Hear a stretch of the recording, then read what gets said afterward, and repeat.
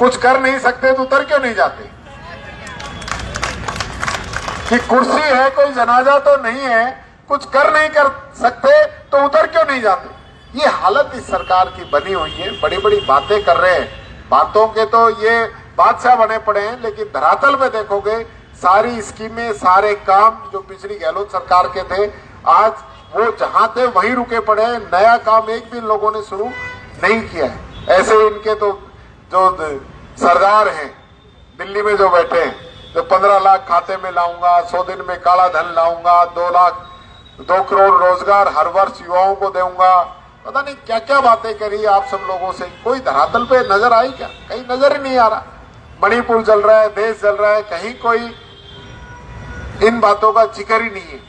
और वो विदेश घूमने में लगे हुए हैं और हमारे वाले भी आजकल विदेशों में घूमने लगे हुए हैं। विदेश के, मैंने कहा भाई अपनी गलियां, अपना गांव, अपना प्रदेश भी देख लो, फिर बाद में घूम लेना। तो मैं समझता हूं पहले यहाँ के हालात जो हम रोजाना देख रहे हैं इनका तो सुधार करें, फिर बाहर जाके बात करें।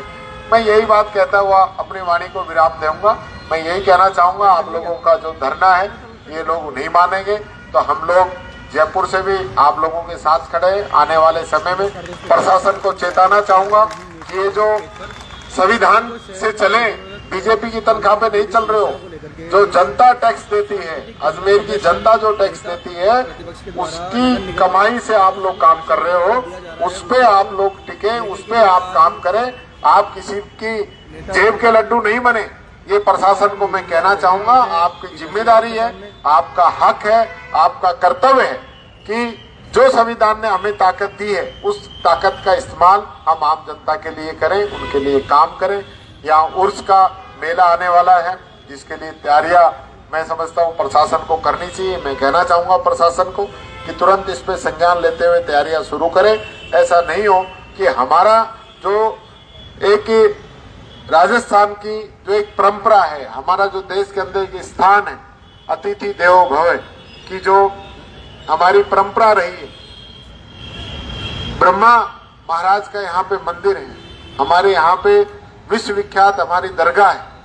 ऐसा ऐतिहासिक हमारा अजमेर का जो स्थान है, उसमें उर्स के मेले में कोई कमी रहे, बाहर से देश विदेश से जो जायरीन आते हैं तो वो कोई बात छोटी पड़े तो वो हमारे मान सम्मान के खिलाफ है, तो उसका भी प्रशासन ध्यान रखे।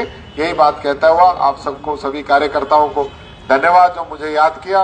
ये छोटा कार्यक्रम नहीं है, ये बहुत बड़ा कार्यक्रम है। कांग्रेस का कार्यक्रम कोई छोटा नहीं है। जो हमारा कार्यकर्ता कर रहा है, जो भी कार्यक्रम करेगा हमें याद करेगा, हम हाजिर रहेंगे। बहुत बहुत धन्यवाद।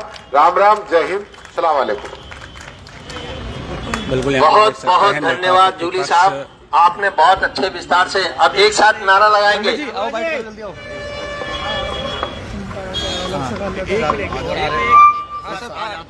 एक साथ ले लो भाई, 1 to 1 नहीं हो पाएगा। हाँ जी, हाँ जी,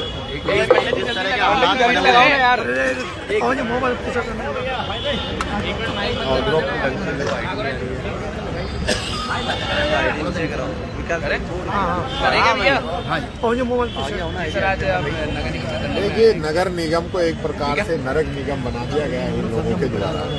ट्रिपल इंजन की सरकार यहाँ पे चल रही है। नगर निगम इनका है, राज्य सरकार इनकी है, केंद्र सरकार इनकी है। बड़े बड़े मंत्री और सारे सब लोग यहाँ से हैं। यहाँ से हमारे विधानसभा अध्यक्ष जी भी हैं। और इन सब के बावजूद पार्षदों को धरना देना पड़े और जनरल बॉडी की मीटिंग में जो तय हो जाए कि हर वार्ड के अंदर 50-50 लाख रुपए खर्च करेंगे और उसके बावजूद वो काम नहीं हो, तो ये इन लोगों की कमी इसके अंदर है। और मैं तो अधिकारियों को कहना चाहूँगा कि वो जो जनरल बॉडी तय कर रहा है उस दिशा में उनको काम करना चाहिए। उनको इस प्रकार के काम नहीं करने चाहिए कि जो आम जनता के काम के विरुद्ध है। और पिक एंड चूज की नीति इसमें चलती नहीं है।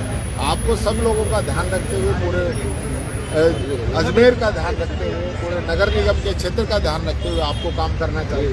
आप काम नहीं कर रहे हैं। कुछ नेताओं की सह पे अतिक्रमण हो रहे हैं, उन अतिक्रमणों को नहीं तोड़ रहे हैं। उर्स का मेला आ रहा है, उसकी तैयारी आप नहीं कर रहे हैं। जो तूफान के अंदर हमारे यहाँ की सड़कें, नालियाँ सब टूट गई थी, जिसके लिए प्रशासन ने कहा था कि हम तुरंत उनको ठीक कर देंगे, वो काम नहीं कर रहे हैं। तो ये गलत है। इस प्रकार की जो परिपाटी ये लोग डाल रहे हैं ना, पिक एंड चूज की कभी रही नहीं कि कांग्रेसी पार्षद है तो काम मत दो, कांग्रेस का वार्ड है तो काम मत दो, तो ये फिर हमें देश से निकाल देंगे। फिर इसका मतलब तो ये हो गया, फिर हमारे काम कौन कराएंगे। आज से जब ये बात करते हैं 75 साल की, तो कांग्रेस रही तो कांग्रेस ने तो कभी इस प्रकार का व्यवहार नहीं किया कि कौन वोट देता है कौन नहीं देता है। कांग्रेस ने तो कभी चुनी हुई सरकारों को गिराने का काम नहीं किया। कांग्रेस ने तो कभी पिछली सरकार की योजनाओं को बंद करने का काम नहीं किया।